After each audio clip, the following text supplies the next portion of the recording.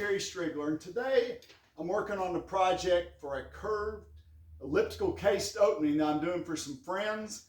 And the first step to doing that is to make the jamb. Now, I want to share a little bit about the form that I've used and just talk about how I did this glue up. So first of all, my friends sent me a paper template. They had a drywall arch that they wanted to actually trim out wood, which I love that because I'm just like so much more trim than just something that's done in drywall. But anyway, they sent me a template of their drywall arch, and then I created this layout that's about an inch inside of their drywall arch. The reason for that is because I've got my jamb thickness is about 13/16, so the inch gives me just a little extra play. Now, they may end up tearing the sheetrock out of the bottom side of that arch, which would be fine too. But once I created my layout, I used these L brackets, which all these are is just a piece of angle iron that I had cut with a bandsaw and then drilled some holes in them. I screwed those down actually 1/8 of an inch away from my radius where I wanted the inside of the jamb to be, because I don't know if you can see or not, but I've got an 1/8 inch piece of flat metal going against the bracket here. Then I've got my layers of wood, which there's 5 layers of wood. I found over the years that about 5 layers is about the right number to make a jamb, and those come out to 13/16 inches thick. What I did is took some 5/4, that's 1.25 inch lumber, and ripped it about an inch wider than I want my final jamb to be, because I'm going to have to plane this down after I've glued it up. So my final jamb is going to be about 4.5, 4 5/8 wide. So I made my strips 5.5, then I, on the table saw, turned them up and double ripped them to where I had 3 strips of wood. Now, you might be more comfortable doing that on the bandsaw. Again, every time I do woodworking, I always try to share with people, this is how I do it. If you are not comfortable doing it that way, then just figure out another way to do it. But this is actually one of the pieces that I had left, because if I've got 2 pieces of 5/4 and get 3 out of each one, that gives me 6 layers that I ran through my Woodmaster planer with a helical head to plane them down to where 5 of them end up 13/16 inches thick. Now, the helical head on the Woodmaster really does a good job because I don't have much tear out. This one piece had a really nasty knot in the corner, and it did blow out. So that's another good reason to have 1 extra piece. Now, I could have, if I had to use this piece, used it towards the outside edge of my jamb, because remember, once I put my casing trim on here, all that's going to really show is the inside 1/4 inch.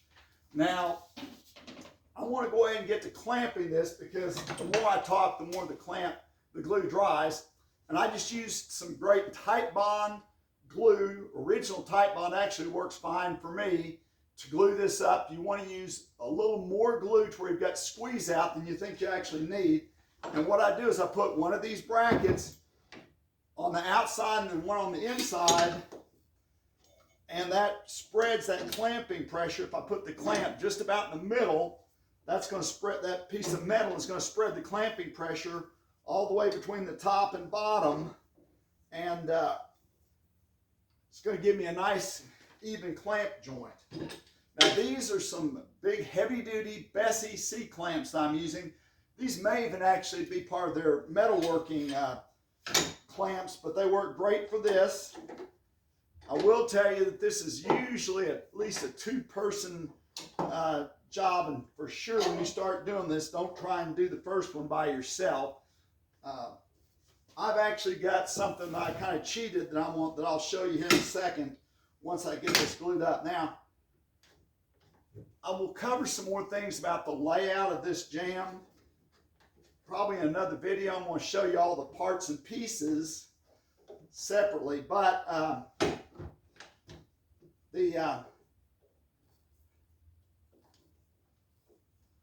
start on this.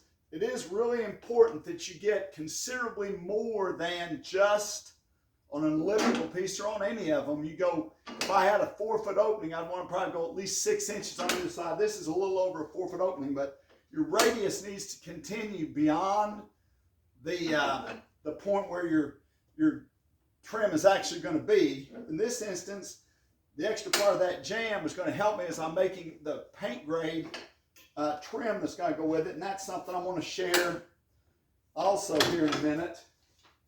Or actually, not in a minute, in the next video that I do. You see, I'm kind of working back and forth between a couple clamps to hold this, but I'm over here.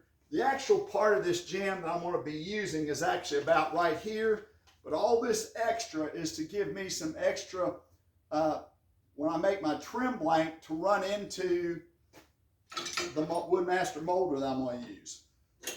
Again, I'm going to share all that in the next video, but right now I'm just trying to get this clamped up good and tight. There's also a little jig that I've got here that I use for my elliptical openings. Now, if this was just a circle top or an eyebrow, I wouldn't need these jigs, but I have this jig that's on a 12-inch radius, which for almost all the historical elliptical pieces I do, that 12-inch radius works fine. That'll make a lot more sense when you see the video that I'm going to do on laying out an historical ellipse, and that's probably going to be in about the next week or so.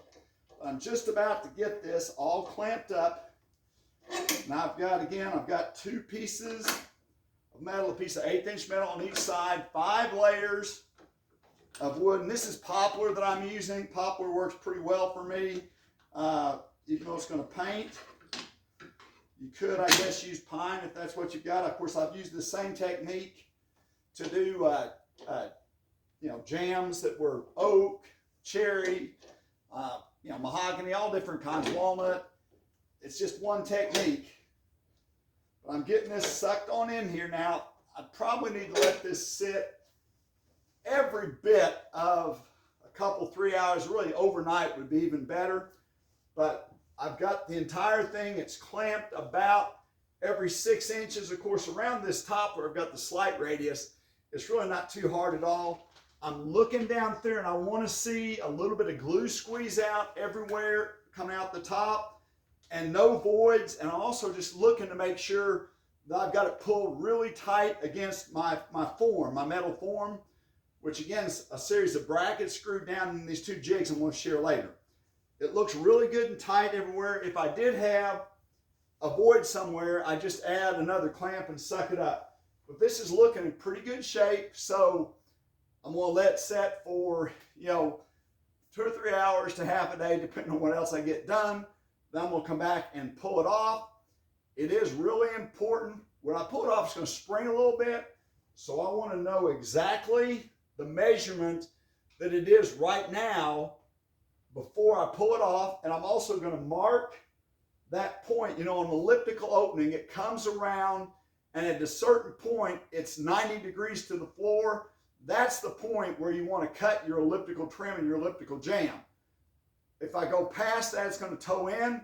If I go stop short of it, my trim legs are going to look like they need to come out. So I have a line across it that basically represents that point where that elliptical trim gets perfectly parallel to the floor, and I need to mark that on this jamb and take that measurement before I take the whole thing apart.